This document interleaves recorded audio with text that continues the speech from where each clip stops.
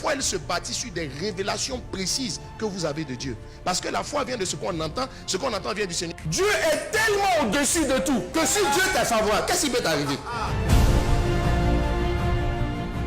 Chaque fois que la voix de Dieu vient, elle vous poussera à poser des actes de foi. Sinon, un acte de foi. Ne laissez pas votre situation de confort compromettre votre destinée.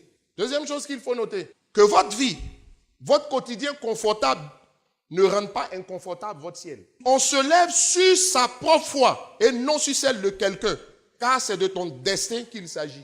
La foi de quelqu'un peut impulser le mouvement, mais tant que ta foi ne prend pas le relais, tu n'obtiendras pas le résultat. Avec Dieu, ce que vous aurez futur et ce que vous deviendrez dépend de ce que vous avez décidé d'abandonner ou de céder suite à un acte de foi, parce que vous avez entendu la parole de Dieu. L'abondance, là, c'est le résultat de ça. Le bon est l'ennemi du meilleur. Et tant que tu n'as pas lâché le bon, tu n'as pas le meilleur. Le meilleur est l'ennemi du parfait. Tant que tu n'as pas lâché le meilleur, tu n'as pas le parfait. Et comme ce que tu as et ce que tu deviens le résultat de ce que tu as décidé volontairement, sans manipulation, mais parce que dans la foi, tu as entendu la voix du Seigneur, que tu poses un acte, il faut que tu saches que si tu as l'impression que Dieu te demande de lâcher le bon, c'est parce qu'il veut te donner le meilleur. Maintenant, si Dieu semble te demander de lâcher le meilleur, c'est qu'il a promis le parfait. La voix de Dieu exigera toujours de vous un acte de foi. Mais soyez-en sûrs qu'elle vous laissera sans voix quand elle produira ses fruits. Et elle vous donnera du poids en comparaison à vos collègues ou à vos promotionnaires. Donc ça veut dire que tant que la voix de Dieu n'est pas venue, il n'y a pas de changement de dimension. Or, la voix de Dieu s'entend, se capte ou se perçoit lorsque il y a la présence de Dieu. Autant Satan sait qu'il a affaire à une génération qui veut servir intensement Dieu. Pour perdre cette génération, il nous amènera à mener le faux combat de servir Dieu sans faire la part des choses entre les petits chiens et puis les enfants.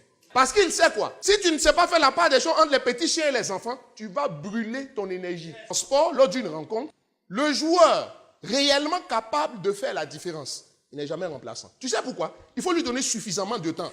Parce qu'après, si tu ne l'as pas classé, tous les supporters vont se plaindre pour dire, s'il avait commencé au début, il aurait eu plus de temps peut-être pour faire la différence. Or, je vais te poser la question. Qui est capable de faire la différence dans ta vie? Jésus.